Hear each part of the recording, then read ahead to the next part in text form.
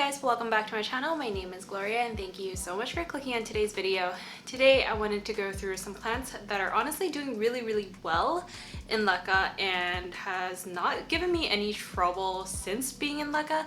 So I wanted to highlight them today so you guys can get an idea of which plants seem to be doing okay in Leca and then others who are kind of struggling. So hope you guys enjoyed today's video. If you haven't done so already, make sure you subscribe to my channel so you don't miss out on any of my new videos. And yeah, let's just jump right into today's video.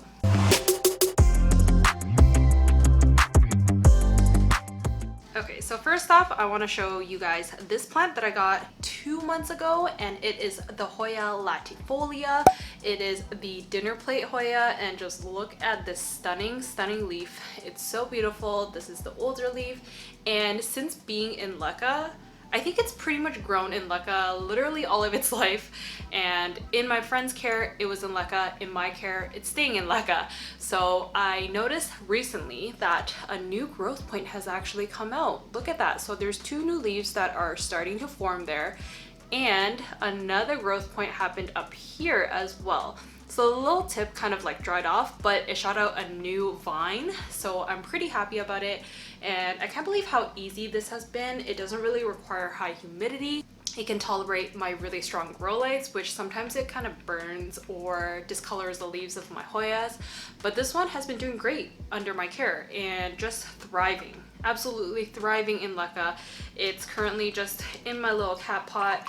There's roots growing out through the drainage holes, and since it's not in a clear pot, you can't really see the root system, but I'm sure it is very extensive and just doing wonderfully because it's pushing out new leaves. So that usually is a good indication of a happy plant when there's really strong roots and it's growing out new leaves. So yeah, very cute little cat planter here. I have other planters that are available on my Etsy shop if you guys are interested, at Gloria's Plants and Pots.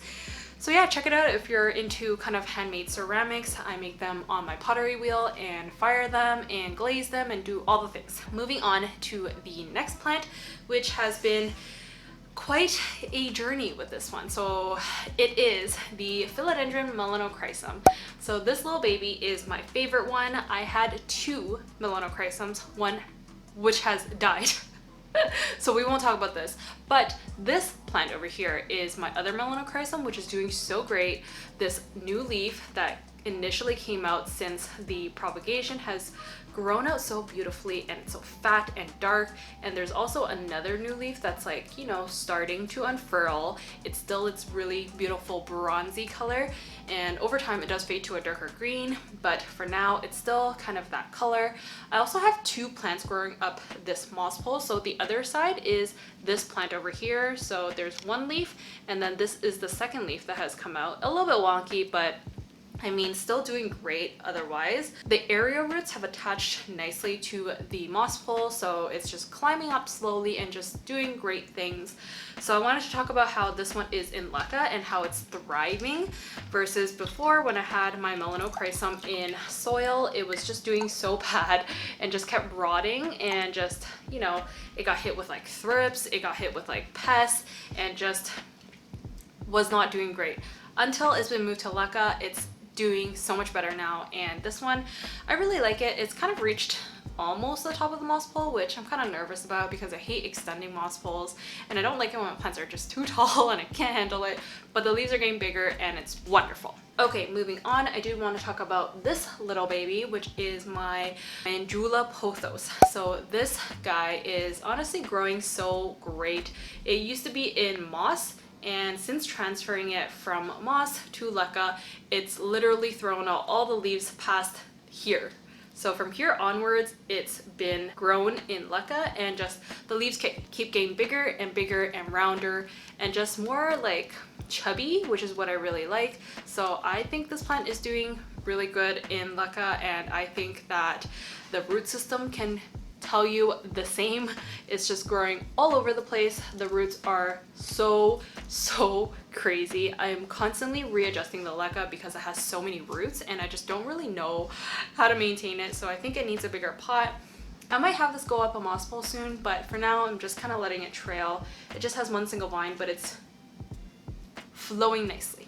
Moving on to Hoyas. So I have a couple Hoyas I want to show you guys. This one being the Hoya Globulosa, and it's so cute. It has kind of like lighter leaves if you give it really bright light, darker leaves if you keep it in lower light settings, so that's why you see the difference here. And it has fuzzy backs, it's veiny at the front, and just the best Hoya. So I really like this one mainly because it's so fuzzy. It's like almost as fuzzy as like a Thomsonii, which is like straight up hairy, but this one honestly it's very dusty right now, so let me just wipe off that leaf. I find bigger leafed Hoyas do tend to collect dust on their leaves, so it's good to kind of clean them or shower them. I'm clearly not very good at it, so that's why mine is very dusty. And yeah, you can see all the roots that are growing through the side here because it is in a clear pot with some Leca, and just it doesn't even have like a drainage hole, so I don't even flush this that often, so it's so low maintenance that I can't believe a Hoya this nice could be this easy. So yeah, Globulosa, very great Hoya, very good for beginners, a little bit pricey, but I really like it, and I think everybody should have one of those. Okay, moving on, I do want to talk about this last Hoya, which is the Hoya Fungi. So this one is a really big plant. Oh, piece of hair. Let's move that. Okay, so this Hoya is gigantic. There's two separate plants in here, and they're both growing incredibly big under my care. Like, the size of this leaf is almost unimaginable. Like, just look at how big that is compared to like these bottom ones, which are the original leaves. They're that small, and now they're this big. So it's doing great in Leca. It's so much better in Leca than it was in soil, because when it was in soil, every new leaf that came out was still really small. Despite the same lighting, same humidity, I haven't changed anything. It's just the Leca medium and maybe the nutrients that I use. So I think this Hoya likes Leca so much more than growing in soil.